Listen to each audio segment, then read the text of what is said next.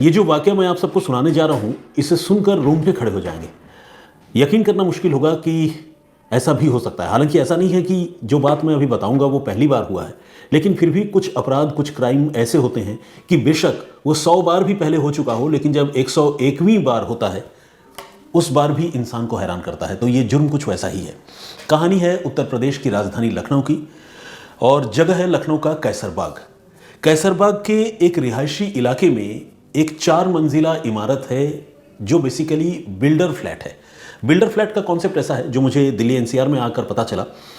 Private builders जो है, छोटे छोटे बिल्डर, वो कोई ज़मीन का हिस्सा या टुकड़ा खरीदते हैं और फिर उसके ऊपर लगातार छोटे छोटे फ्लैट्स बनाते हैं और उसे बेच देते हैं। ये बहुत हाई राइज बिल्डिंग्स नहीं होते, जैसे आपने देखा होगा ना महानगरों में 30 फ्लोर, 30th फ्लोर और 40 फ्लोर के हाउसेज होते हैं, उससे भी ज़्यादा होते हैं। विदेशों में तो खैर 100 फ्लोर के भी ऊपर होते हैं।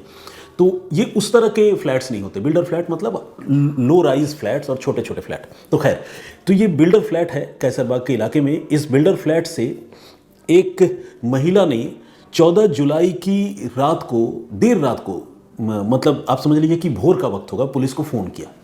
और फ़ोन करते वक्त वो बुरी तरह रो रही थी और उसने फ़ोन करके ये बताया कि मेरे पति ने मेरे 5 साल की बेटी की हत्या कर दी है और लाश घर में पड़ी है, प्लीज़ आप चले आइए, हम बहुत दुखी और बहुत परेशान हैं। कैसरबाग की पुलिस ने जब ये बात सुनी तो उन्हें भी बड़ी हैरानी हुई कि कोई बाप अपनी बेटी की हत्या कैसे कर सकता है, और वो भी 5 साल की छोटी सी बेटी। बेटियों पर तो बाप जान छिड़कते हैं, ऐसा कैसे हो सकता है? लेकिन ऐसा होता है। पुलिस पहुंची और पुलिस ने जब उस मकान में एंटर किया तो पीड़ित महिला ने यह कहा कि वो घर से बाहर थी। वो अभी कुछ देर पहले जब लौटी तो उसने ये डिस्कवर किया कि फ्लैट के अंदर जो है वो बेटी की लाश पड़ी हुई है। और उसने ये भी कहा कि हमारा जो बिल्डर फ्लैट है, उसने कहा कि मेरे पति के साथ विवाद चल रहा है, तो इसीलिए फ्लैट तो खैर मैं बंद करके गई थी, लेकिन जो बिल्डिंग का गेट है वो भी बंद था और मुझे पूरा यकीन है कि मेरा पति जो है ये 4th फ्लोर तक सीढ़ियों से नहीं बल्कि दीवार से क्लाइंब करके, फांद करके पहुंचा होगा। ये अपने आप में एक बहुत अजीब बात थी। अजीब बात इसलिए थी कि 4 मंजिल ऊपर तक कोई प्रोफेशनल चोर जो है या गुंडे बदमाश वो तो चढ़ सकते हैं, मैं समझता हूँ इस तरह के मामले होते हैं, लेकिन कोई आम आदमी, शरीफ आदमी 4th फ्लोर तक बिल्कुल क्लाइंब कर जाए और ऊपर आकर अपनी छोटी सी बेटी जो घर में अकेली है 5 साल की, उसकी हत्या कर दे, ये तकरीबन एक नामुमकिन सी बात थी जो ये महिला पुलिस को सुना रही थी। लेकिन पीड़ित महिला जब कह रही थी तो पुलिस को वो बात माननी पड़ी। पीड़ित महिला के साथ उसका एक दोस्त भी था और इन दोनों लोगों ने मिलकर पुलिस को ये बताया कि इस हत्या के पीछे बच्ची का पिता जिम्मेदार है। पुलिस ने बच्ची के पिता के खिलाफ मुकदमा दर्ज कर लिया जिसका नाम है शाहरुख खान। पीड़ित महिला का नाम है रोशनी खान, और रोशनी खान के साथ जो इस मकान में मौजूद था एक और शख्स, उसका नाम है सम जायसवाल है, उदित जायसवाल। तो कुल मिलाकर ये 3 मेन किरदार हैं और ये 5 साल की छोटी सी बेटी जिसकी अब हत्या हो चुकी थी। तो पुलिस ने इस मामले की जांच शुरू करने के लिए सबसे पहले रोशनी खान से पूरा घटनाक्रम समझा और रोशनी ने पूरी बात सिलसिलेवार तरीके से बताई कि वो कब घर से बाहर गई, कब लौटी और कब उसकी बेटी की हत्या हुई, और उसे पूरा यकीन है कि शाहरुख, उसके पति, ने हत्या की है। उदित ने भी वही कहानी बताई अपने हिसाब से, लेकिन दोनों से पुलिस ने अलग अलग पूछताछ की और दोनों की कहानी में कुछ डिस्क्रिपेंसी यानी कुछ फ़र्क पुलिस को नज़र आया। तो पुलिस को शक होने लगा कि कहीं ऐसा ना हो कि ये लोग झूठ बोल रहे हो।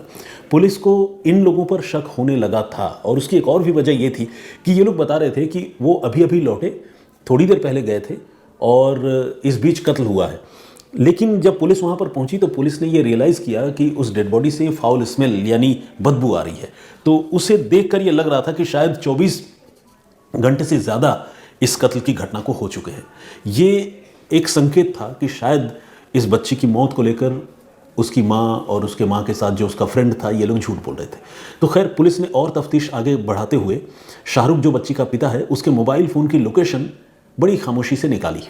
CDR निकाला और चेक किया कि शाहरुख की मूवमेंट कहाँ पर है, और पुलिस ने ये देखा कि कैसरबाग के इलाके में शाहरुख पिछले 2 दिनों से आया ही नहीं। तो ये एक एविडेंस था अपने आप में कि एक शख्स जिस पर इल्ज़ाम लग रहा है वो आदमी जो है मौका वारदात पे 2 दिनों से नहीं आया है, तो ये कत्ल वो कैसे कर सकता है। अब पुलिस ने शाहरुख से पूछताछ करने का भी फैसला किया और उसको ट्रैक किया पुलिस ने। जब पुलिस ने उसे ट्रैक किया तो ये देखकर चौंक गई कि शाहरुख तो लंगड़ा रहा है, लंगड़ा क्यों रहा था? क्योंकि 2 महीने पहले शाहरुख की टांग टूट गई थी और उसके टांग में रॉड डली थी। तो एक ऐसा आदमी जो खुद बड़ी मुश्किल से चल रहा हो, वो 4 माले के फ्लैट में ऊपर दीवार के सहारे क्लाइंब करके अपनी बेटी की हत्या कर देगा और फिर उसी तरह से चौथी मंजिल के फ्लैट से नीचे उतर के फरार हो जाएगा, ये बिल्कुल नामुमकिन बात थी। और पुलिस को पूरा यकीन हो गया कि शाहरुख को फंसाने की ये कोशिश हो रही है। इसके बाद पुलिस ने रोशनी और उदित, जो उसका दोस्त है, उससे सख्ती से पूछताछ शुरू की। और जब सख्ती से पूछताछ शुरू की तो जिस बात का डर था वही बात सच साबित हुई। इस बच्ची का कत्ल, 5 साल की बच्ची का कत्ल खुद उसकी मां रोशनी ने अपने बॉयफ्रेंड और लिव इन पार्टनर उदित जायसवाल के साथ मिलकर किया था। और इन दोनों ने ये कत्ल की जो बात है ये तो 14 जुलाई की अर्ली मॉर्निंग को बताई थी। 14 और 15 जुलाई की दरमियानी रात की ये बात बता रहा हूँ, मतलब अगर मॉर्निंग कहें तो 15 जुलाई हो जाएगा। लेकिन ये जो कत्ल की घटना हुई थी ये 13 और 14 जुलाई की दरमियानी रात को हुई थी। अब हुई क्यों? जब इन्होंने जब अपना जुर्म कबूल लिया, पुलिस ने जब सबूतों से इनका सामना कराया, तो फिर इन्होंने कबूल कर लिया कि हाँ उन्होंने ही कत्ल किया है। और जब पूछा कि भाई कत्ल आपने क्यों किया, तो उसके पीछे वजह ये बताई कि उस रात को ये दोनों जब घर लौटे और घर लौटने के बाद वो कॉम्प्रोमाइजिंग पोजीशन में थे, कुछ इस तरह के पोजीशन में थे जो बच्ची के सामने शायद होना ठीक नहीं था। और बच्ची ने उनको उस हालत में देख लिया। देख लेने के बाद उस बच्ची ने ऐतराज़ किया और कहा कि ये गंदे अंकल हैं, मैं इनके बारे में पापा को बता दूंगी। ये बात सुनकर जो है दोनों को लगा कि उनकी पोल खुल जाएगी, तो फिर उन्होंने बच्ची की हत्या करने की प्लानिंग की और आनन फानन में बच्ची की हत्या ऐसे की जिसे सुनकर आप दहल जाएंगे। जिस बात पर मैं शुरू में जोर दे रहा था वो ये कि ये जो माँ है रोशनी, ये अपनी बच्ची जो बिस्तर पर लेटी हुई थी उसके पेट के ऊपर खड़ी हो गई, लिटरली खड़ी हो गई। और ऐसे खड़ी हो गई कि आप समझिए कि मुंह से जो है वो ब्लीडिंग होने लग गई, खड़ी हो गई। और जो उदित है उसने इस बच्ची के मुंह पर कपड़ा रख के उसको बुरी तरह से दबा दिया, स्मॉदर कर दिया, जिसकी वजह से उसकी सांस घुट गई और उसकी मौत हो गई। इस तरह से 13 और 14 जुलाई की रात को 5 साल की छोटी सी बच्ची की हत्या करके ये दोनों रात भर वहीं रुके। और पुलिस के इन्वेस्टिगेशन में ये पता चला है कि शॉकिंगली ये फिर जो है वहाँ इंटीमेट हुए। एक तरफ बच्ची की बॉडी पड़ी हुई थी और दूसरी तरफ उसी कमरे में ये लोग इंटीमेट भी हो रहे थे। और ये सब कुछ कराने के बाद ये दोनों रोशनी और उदित वहाँ से निकल गए।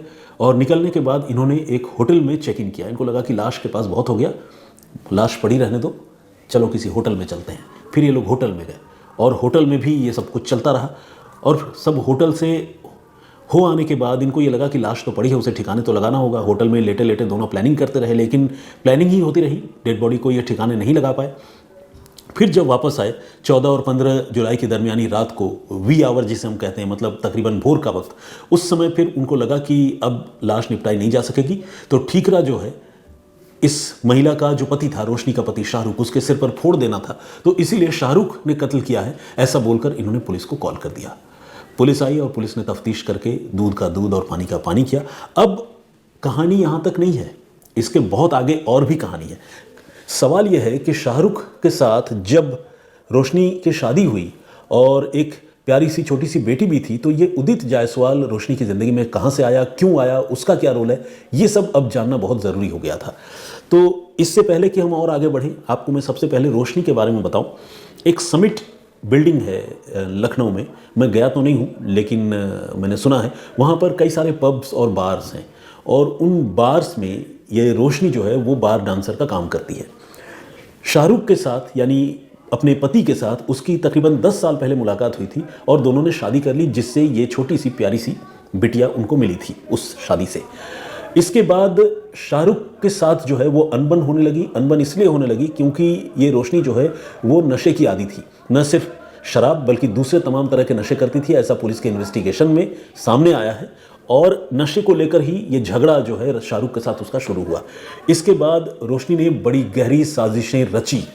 आपको जानकर हैरानी होगी कि 2 महीने पहले एक बार रोशनी का ये जो बॉयफ्रेंड है उदित, उसने इस छोटी सी बच्ची के साथ जो है वो एब्यूज़ किया था, उसके साथ इल ट्रीटमेंट किया था।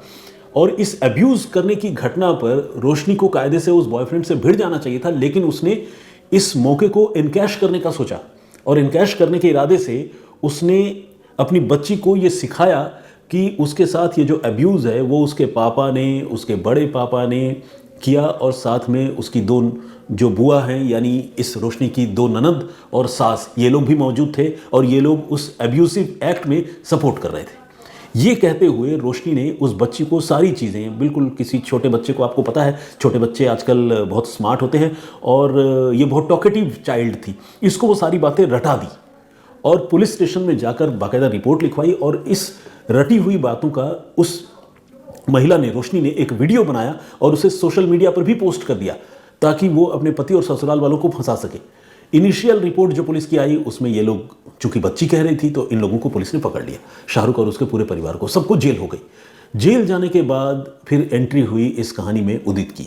बेसिकली उदित की एंट्री इस कहानी में पहले ही हो चुकी थी, लेकिन ऑफिशियली एंट्री हुई जेल जाने के बाद। शाहरुख जब लौटा, जमानत पर वापस आया, तो उसे रोशनी ने मारपीट करके और धमकी देकर घर से भगा दिया और बाकी जो ससुराल वाले थे उनको लगा कि इनसे दूरी ही अच्छी है, वो अपने अलग अलग जगहों पर चले गए। जैसे जो जेठ था वो कहीं और जाके सेटल हो गया, जो ननदें जो थी और सासू माँ जो थी वो अपनी ननद के घर, मतलब अपनी बेटियों के घर में चली गई। इस तरह से उन लोगों ने ये फ्लैट ही छोड़ दिया जो शाहरुख का फ्लैट था जहाँ वो लोग रहा करते थे।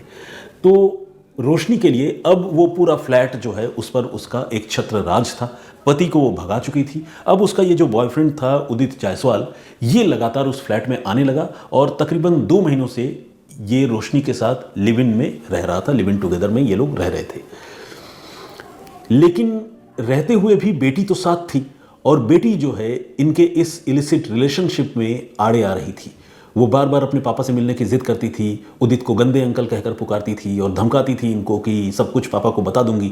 तो इनको लगा कि अगर हम इस बेटी की हत्या कर देते हैं तो एक तो हमारा ये जो रिश्ता चल रहा है इसके रास्ते में रोड़ा अटकाने वाला कोई नहीं होगा, हमारी जवाबदारी खत्म हो जाएगी, और दूसरा ये लगा कि हत्या करने के बाद अगर इस हत्या का सारा इल्ज़ाम हम अपने पति पर लगा देते हैं और उसको गिरफ्तार करके फिर से कत्ल के मामले में जेल भिजवा देते हैं, जिस तरह से अपनी बेटी के कत्ल, रेप के मामले में एक बार पहले जेल भिजवा चुके हैं, तो फिर पति जो है वो अरेस्ट हो जाएगा और ये सारी प्रॉपर्टी पर हम मौज करेंगे।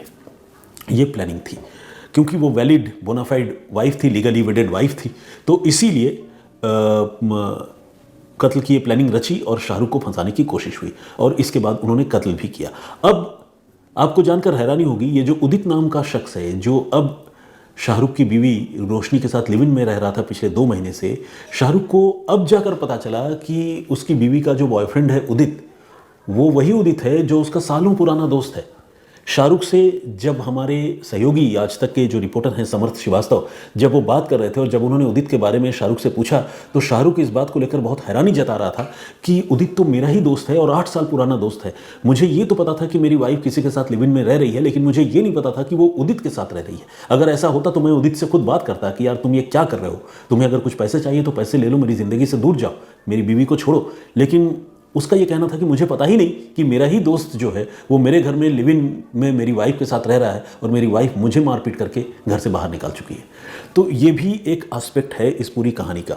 अब कुछ और इम्पॉर्टेंट बातें इससे जुड़ी मैं आपको बताऊं, वो ये कि ये जो रोशनी नाम की महिला है, इसको सब कुछ रिकॉर्ड करने का और अपने फेवर में एविडेंस इकट्ठा करने का बड़ा शौक तो मैं नहीं कहूँगा, लेकिन एक बड़ा लगाव सा था। उसको लगता था कि सब कुछ अगर मोबाइल में रिकॉर्ड हो जाएगा, ऑडियो रिकॉर्ड हो जाएगी, वीडियो फुटेज रिकॉर्ड कर लेंगे, तो जो भी सामने जिसको भी मैं फंसाना चाहती हूँ उसे मैं फंसा दूंगी। तो इसके 2 उदाहरण सामने आए। एक तो हुआ ये कि जब इस बच्ची के साथ उसके बॉयफ्रेंड ने अब्यूज़ किया और बॉयफ्रेंड चला गया, तो उसके बाद बच्ची के साथ अब्यूज़ का इल्ज़ाम उसने उसके पापा के ऊपर लगाने की कोशिश की और पुलिस को रिपोर्ट के लिए पुलिस के पास गई। पुलिस जब जांच करने के लिए घर में आई तो ये महिला रोशनी जो है ये मोबाइल फ़ोन पर खुफिया तरीके से पुलिस के उस कार्रवाई को शूट कर रही थी।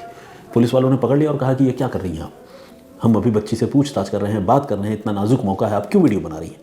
तो फिर उसने, पहले तो वो पुलिस के ही वीडियो बना रही थी, लेकिन बाद में उसने ये कहा कि अगर मैं वीडियो नहीं बनाऊं तो कैसे चलेगा, क्योंकि मेरा पति शाहरुख जो है वो मुझे तलाक देना चाहता है और मैं इसे ऐसे तो तलाक दूंगी नहीं, इनिशिएटिव इसी ने किया है, मैं छोड़ूंगी नहीं, मैं सबूत इकट्ठा ना करूं। तो कुल मिलाकर अपने खिलाफ, मतलब अपने फेवर में और अपने पति के खिलाफ सबूत इकट्ठा करने के लिए वो हर छोटी बड़ी बात रिकॉर्ड किया करती थी। और शॉकिंगली आपको जानकर हैरानी होगी कि ये हर छोटी छोटी बातें रिकॉर्ड करने का ये जो चलन है ना, यही उसके गले की फांस बन गया। हुआ ये कि उसके मोबाइल फ़ोन में call recorder by default on रहता था और मोबाइल फ़ोन से जब वो अपने दोस्त उदित से, बॉयफ्रेंड उदित से बात कर रही थी, तो उसने बॉयफ्रेंड से बात करते हुए बेटी के रेप के मामले में ससुराल के सारे लोगों को फंसाने की जो पूरी साजिश है उसे इन डिटेल डिस्कस किया था। और उसे पता नहीं था, भूल गई थी वो उसके मोबाइल फ़ोन में वो सारी बातें रिकॉर्ड हो गई थी। रेप के उस मामले की जब पुलिस ने जांच शुरू की और इनके मोबाइल फ़ोन वगैरह को भी पुलिस ने कॉन्फिस्केटेड किया, जब्त किया, उसकी तलाशी ली, तो पता चला कि मोबाइल फ़ोन में ये कहानी, रेप की झूठी कहानी, ये अपने बॉयफ्रेंड को सुना रही थी। और वो इस मामले में एक टर्निंग पॉइंट साबित हुआ। रेप के उस मामले में पूरे परिवार को तकरीबन ज़मानत मिली। एग्जैक्टली मुझे नहीं पता कि हर एक मेंबर बाहर है या नहीं, लेकिन ज़्यादातर लोगों को ज़मानत मिल गई है। शाहरुख तो खैर बाहर है ही। और उस मामले में भी जो है वो मुकदमा एक तरह से खारिज हो गया या होने के कगार पर है, क्योंकि लीगल प्रोसीडिंग्स में टाइम लगता है, आपको पता है। और अब इस कत्ल के मामले में भी वो सारी चीज़ें एक तरह से सबूत के तौर पर रोशनी और उदित के खिलाफ आकर खड़ी हो गई या जुड़ गई। तो एक माँ, जिस बात की मुझे बड़ी हैरानी है, वो अपने 5 साल की बेटी की हत्या सिर्फ इसलिए कर दे कि 5 साल की बेटी उसकी रंगरलियों के आड़े आ रही है, और वो भी हत्या इतने ब्रूटल तरीके से कि उसके पेट के ऊपर खड़ी हो जाए और उसकी सांसें उसका बॉयफ्रेंड रोके। ये अपने आप में कितना पाशविक, कितना दरिंदगी से भरा हुआ है, इसके बारे में सोचकर भी जो है तकलीफ होती है, मुश्किल होती है। लेकिन हैरानी इस बात की है कि लोग ऐसा करने से बाज नहीं आते। और जैसा कि मैंने आपको पहले भी कहा कि ऐसा नहीं है कि ये घटना, इस तरह की घटना कोई पहली बार हुई है, ऐसी घटनाएं पहले भी हुई हैं।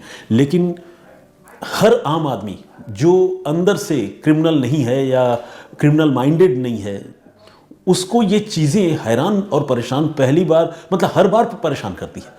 तो इसीलिए मैंने जब इस वाक़े को आप लोगों को सुनाने की शुरुआत की, तभी मैंने कहा था कि ये कहानी जो है आप लोगों को हैरान ज़रूर करेगी। तो ये था पूरा घटनाक्रम। इस पूरे घटनाक्रम पर आप क्या सोचते हैं, प्लीज़ कमेंट करके ज़रूर बताइएगा। एक और मैं आपको बात बताना चाहता हूँ, वो ये कि ये जो रोशनी थी, ये बार डांसर का काम तो करती ही थी, और ये अक्सर जो है घर में भी डांस पार्टीज़ किया करती थी। और उस डांस पार्टी में उदित जो है उसका सोल गेस्ट हुआ करता था।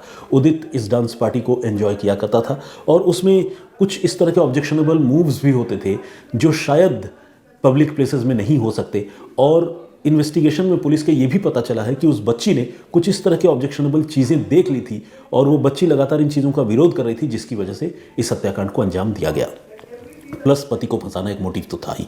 तो ये थी सारी कहानी, और जो मैंने हूबहू पुलिस इन्वेस्टिगेशन के हवाले से आप लोगों को बताई है। अब इस पर आपका नज़रिया क्या है, प्लीज़ कमेंट करके ज़रूर बताइएगा।